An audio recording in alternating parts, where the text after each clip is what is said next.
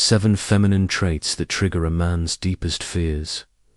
Carl Jung. Have you ever wondered why some women leave a man breathless, not with beauty, but with silence? Why her absence feels louder than her presence ever did? Why certain women aren't just remembered, they haunt? These are not ordinary women. They do not bend at the sound of a man's voice, nor do they shape themselves to be desired. These women, often unknowingly, carry the weight of myth. They are not soft in the way the world expects softness. Their tenderness has teeth, and their mystery is a mirror. And it is that mirror reflecting a man back to himself that he fears most. Carl Jung understood that the psyche recoils when confronted with its own shadow, and a woman who has met hers, danced with it, even loved it, becomes something profoundly unsettling to a man who hasn't faced his. She becomes dangerous not because she harms him, but because she forces him to see himself. You see, most men live fragmented lives, trapped between who they pretend to be and who they fear they truly are. A lifetime of performing strength while burying weakness. Stoic on the outside, but terrified of being truly seen. And then she appears, the woman who is no longer performing. The one who doesn't apologize for her depth. The one who listens with eyes that don't beg, but understand. She holds stillness like a weapon, and in her silence, the mask he wears begins to crack. She is not cruel. She does not manipulate, but her self-possession is a mirror to clear. Her boundaries do not scream. They whisper in that whisper. He hears every fear he's tried to outrun. Fear of inadequacy, fear of abandonment, fear of being truly known. This woman does not fill silence with nervous laughter. She lets it breathe. She doesn't chase closure because she's already closed the chapter in her soul. And that kind of detachment, that kind of spiritual independence, it terrifies the man who is still tethered to control. Jung called it anima projection. The way a man projects his ideal feminine onto a woman, not to love her truly, but to possess the missing pieces of himself. When that projection fails, when she does not behave as expected, when she refuses to be tamed, his unconscious rage rises, not at her, at himself. But he doesn't know that. All he sees is a woman slipping through his grasp, and he calls her too much or unreachable. Because to admit otherwise would mean confronting the chasm within. And yet, the truly feminine woman does not step down to make herself small. She does not soften her light to soothe his insecurity. She walks into the room with a kind of gravity, not loud, but known, like the moon. And what is more terrifying to the ego than a woman who doesn't need to be chosen? She has nothing to prove. She does not beg to be kept. She does not barter her body for affection or her voice for peace. She has returned to herself too many times to ever leave home again. And in this return, she becomes sovereign. She becomes mythic, and men, whether conscious of it or not, feel it. They feel the otherness, the ache of something they can't name, the terror of being emotionally naked in front of someone who doesn't flinch. Because this kind of woman doesn't play games, she plays symphonies, and you either rise to hear the music, or you're left outside the concert of her life. To some men, she is intimidating. To others, she is irresistible. But to all, she is unforgettable. She is the woman who says no without guilt and yes without fear.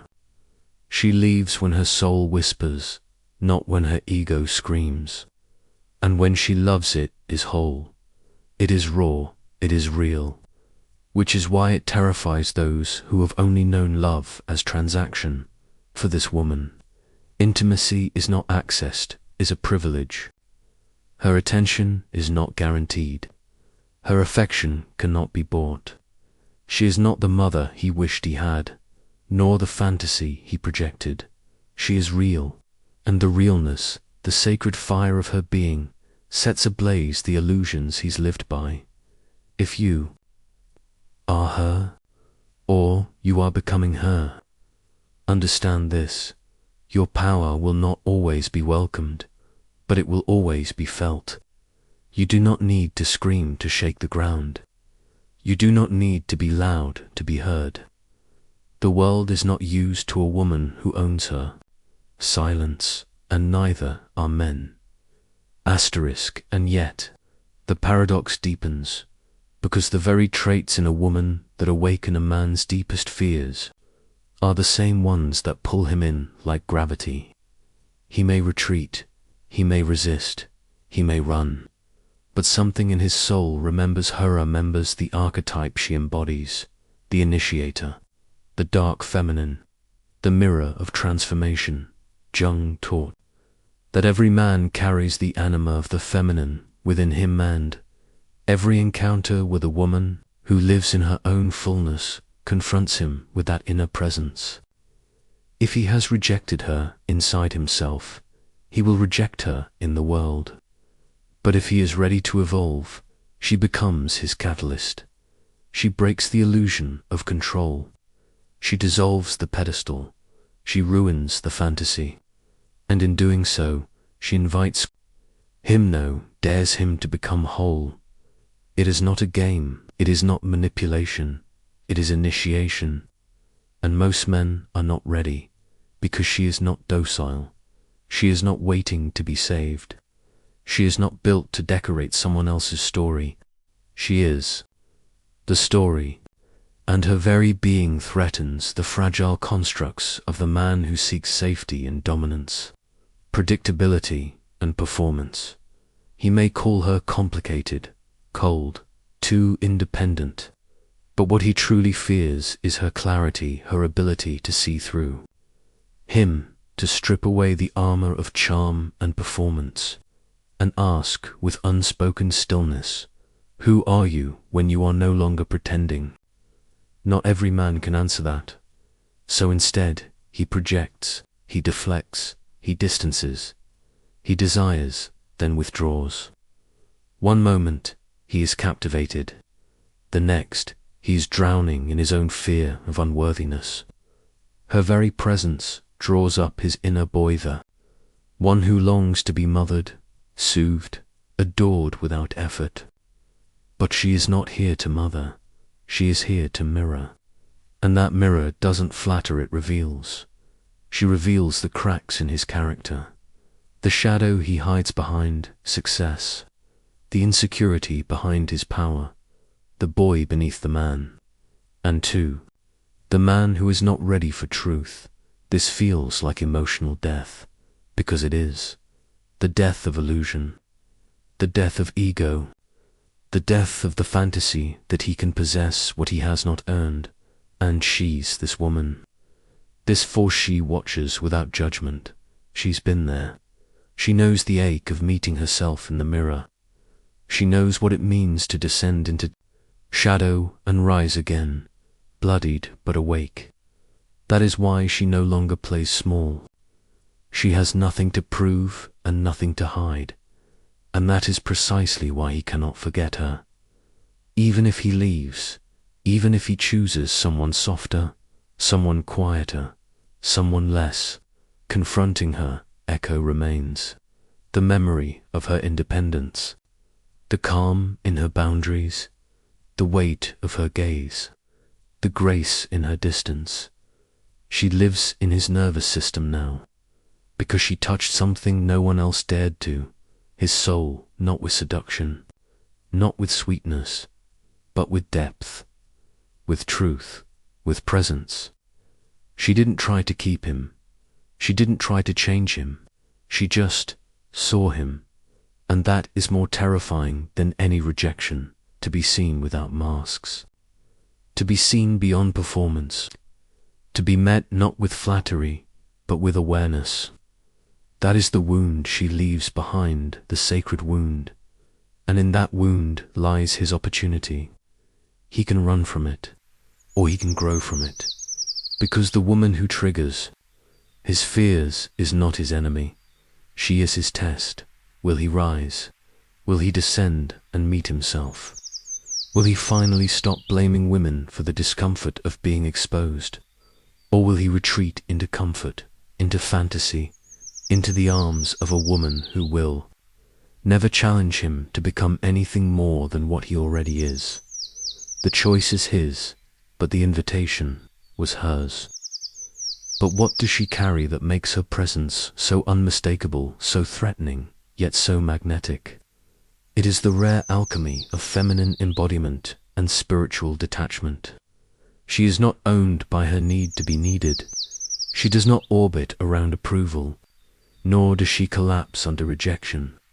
That is the terror. For a man conditioned to feel powerful only in the presence of dependence, her sovereignty is disarming. She is woman, not girl. She is desire, not desperation. She is stillness, not silence.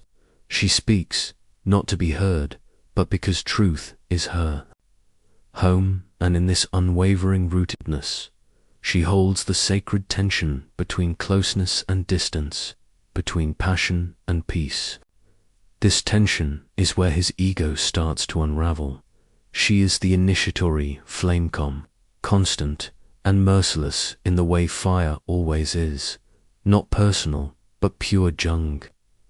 This kind of woman embodies the archetype of the feminine self, not the scattered projections of an insecure man's anima, his dream girl, his good girl, his caretaker, but the total woman, one who has reclaimed her inner masculine, integrated her wounds, and no longer seeks identity through the eyes of a lover. And this is what shakes a man's bones. He cannot define her. He cannot conquer her, because there is nothing performative in her love. She doesn't seduce, she summons. She doesn't beg, she beckons. And those who do not know the difference will think she is cold, aloof, even cruel. But cruelty implies intent to wound. She does not intend to harm. She simply refuses to betray herself. And in a world that teaches women to bleed to be loved, that refusal is revolutionary. She has no time to compete, no interest in the shallow theater of insecurity. She is a storm that has already passed through itself, and now she is the calm that terrifies, because within that calm lives power, power not as control but as clarity, power not as seduction but as sovereignty, power not as dominance but as presence. And here's the truth. Most men have never been loved in the presence of this kind of power. They have been adored for their ambition, needed for their provision, or chased for validation. But few have stood before a woman who desires nothing but authenticity, who rewards no performance, and who cannot be manipulated through longing. She knows how to be alone, and that's the part that stings. That's the part that wakes him at 2:14 a.m. That's the part that makes him reach for his phone, draft a message he'll never send, replay every moment with her, and wonder where he lost the thread. He didn't lose her. He failed to find himself. And that was the only way to meet her, because to touch her heart is to first stand naked in the mirror, not with bravado, but with humility, to lay down the armor, to feel the tremble, to choose depth over domination. And not every man is ready for that baptism. She will not wait, not because she is impatient, but because she is already moving. Her life is a current, not a cage. She is not the still pond that holds stagnant lovers. She is the river wild, divine, and always flowing towards something more sacred. To love her, one must swim. He must choose transformation over transaction, intimacy over performance, soul over strategy, because she does not respond to tactics, she responds to truth. Not the kind spoken in candlelight confessions or written in poetic apologies, but the kind forged in solitude, in shadow, in silence. The kind of truth that only a man who has sat in his own fire can carry, and should he choose to rise, to walk through that crucible, to meet her not with masks but with presence, then, and only then, will she soften, not because she is conquered, but because she is met, because for all her strength, all her silence, all her sacred detachment, what she truly craves is not dominance, but depth, not games, but God, not validation, but vision. The man who meets her there doesn't need to fear her, because he becomes her equal. And yet, before that meeting ever happens, if it does, there is the chasm, the unbearable space between two souls who could touch heaven, but only if they are willing to descend into hell first. This woman does not fear the descent. She has made a home there before. In the darkened caverns of her psyche, she has traced every fear with fingertips of fire. She has wept for the girl she used to be, the one who needed to be chosen to feel alive. She buried that girl with grace, and from that grave a woman emerged, not hardened, not bitter, but tempered, tempered like steel that has been in flame, flexible, strong, unbreakable in spirit. That is what makes her different. She does not need to be loved to feel real. She already is real. Her existence is not pending someone else's recognition. It is not suspended in the hope of being seen. She is not potential. She is not promise. She is presence. And the man who feels this may try to possess her, but it is impossible. How do you possess something that belongs only to the moment, that cannot be chained to your fear or molded to your desire? She may give herself, but never as currency. Her intimacy is a gift, not a transaction. Her body, her time, her energy all sacred. And only those who recognize the divine within it will ever be permitted to stay. To Jung, this kind of woman evokes the archetype of the goddess within, not as myth, but as mythic reality, the full expression of the feminine psyche understood by cultural expectation. She is not here to heal your mother wound. She is not here to complete your narrative. She is here because she chooses to be. And that choice is not owed, it is earned. She doesn't scream her worth. She embodies it. And when a man realizes that she is not his to mold, but his to honor, he faces a crossroads. One path leads back into the shallow waters of comfort where women are compliant, predictable, safely unaware of their power.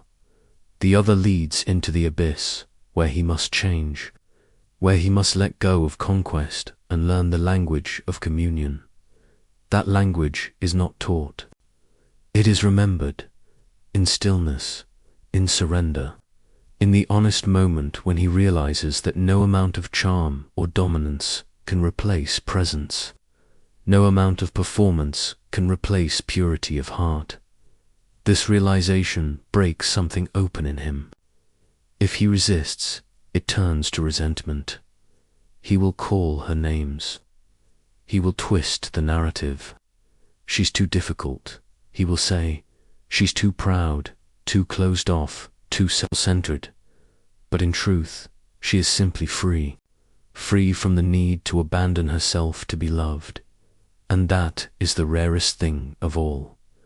In a world where women are taught to make themselves palatable, to smile through discomfort, to bend without breaking, to make space for everyone but themselves, this woman reclaims space as sacred territory. She does not collapse. She expands. She fills the room with her soul. And in doing so, she reminds him of the void inside him. He can either confront that void or curse her for showing it. This is why she is feared.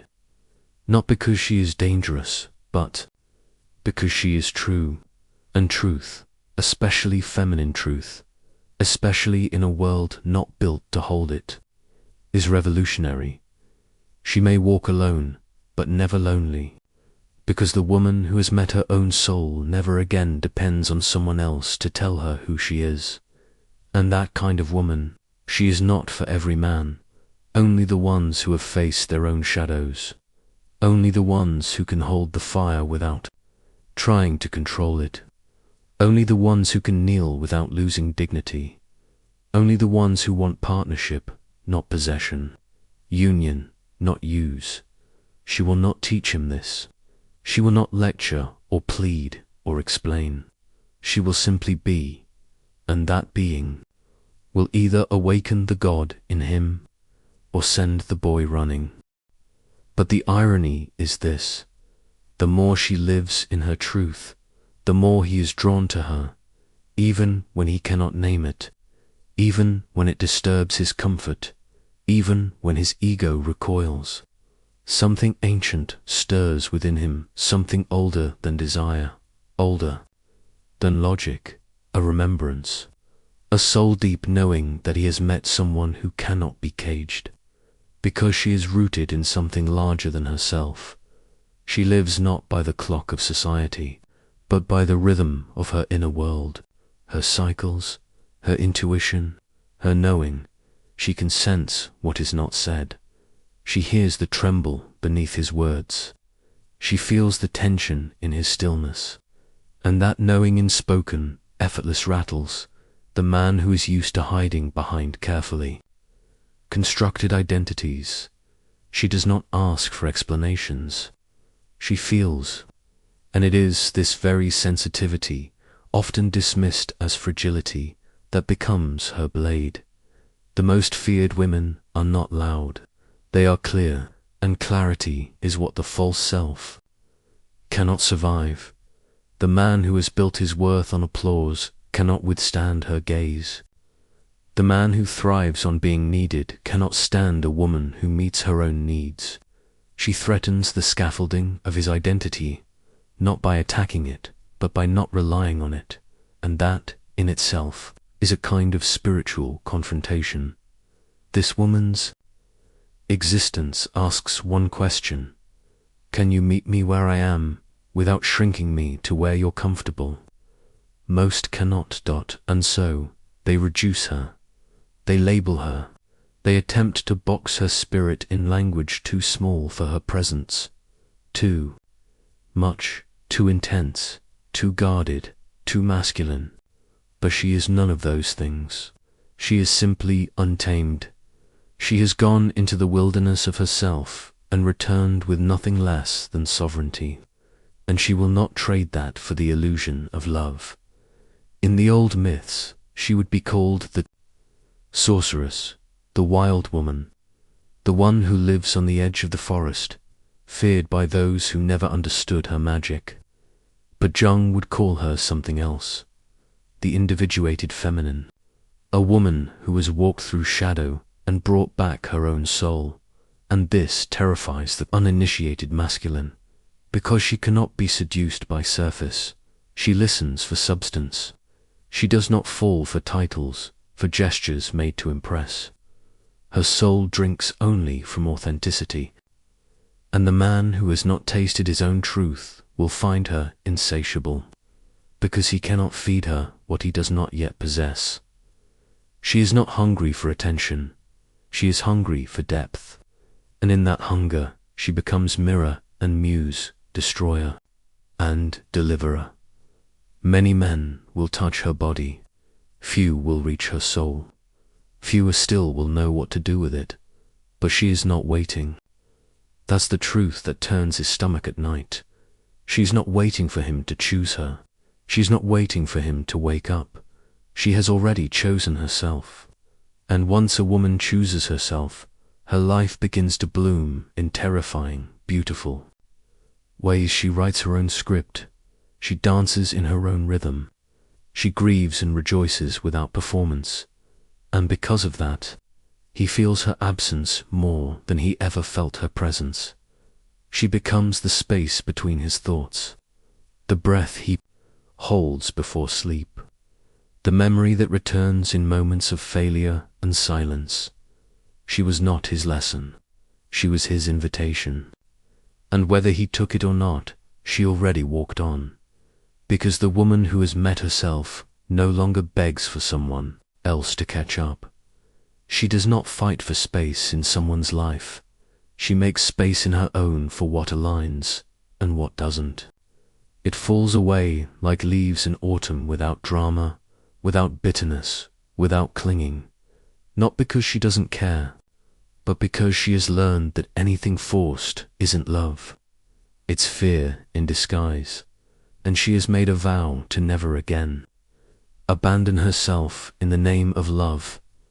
Asterisk, now comes the moment of rebirth. She no longer looks back, not because the past wasn't real, but because she has outgrown the illusion that she was ever too much, too wild, too deep, or too powerful. The truth is, she was simply too free for the cages he hadn't yet noticed he lived in. She walks forward, not in vengeance, not to prove a point, but because she has tasted something too sacred to forget, her own soul. She has built her life on a foundation that cannot be shaken by rejection, ghosting, or emotional immaturity. She does not ask the universe why he couldn't love her. She already knows. He couldn't love her because he hadn't yet loved himself, and she will not wait.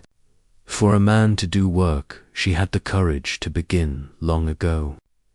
She walked barefoot through her pain.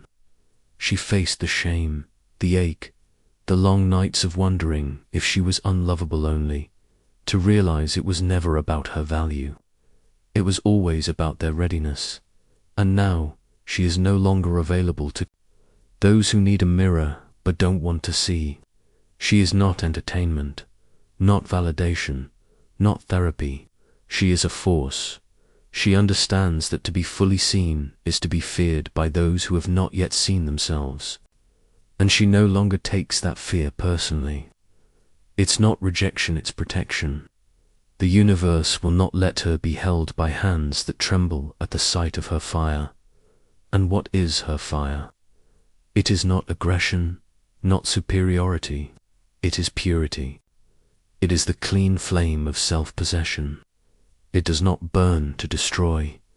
It burns to illuminate. So the right man, the conscious man, the one who has shattered his own illusions and built a temple from the pieces, he will recognize her not as threat, but as home. He will not compete with her radiance. He will honor it. He will not mistake her solitude for rejection. He will respect it. He will not chase her shadow. He will invite her light, because only a man who has made peace with his own feminine can stand in the presence of such a woman without needing to diminish her. And in that rare meeting when two sovereign souls choose one another without desperation, without control, without wounds masquerading as love, something holy unfolds. Not perfection, not fantasy, but depth. Sacred, imperfect, honest depth. But even that she does not chase, because the final truth is this: she is not waiting for love. She is love. The embodiment of what happens when a woman chooses to belong to herself more than to anyone else, and in that choice she becomes both flame and ocean, both softness and strength, both question and answer. The man who fears that was never meant to stay. The man who rises to meet it will never want to leave. And so she walks on free whole, undiminished, no longer apologizing for her depth, no longer begging to be understood, no longer performing worthiness. She knows. Now, the woman who knows her worth doesn't chase, she chooses.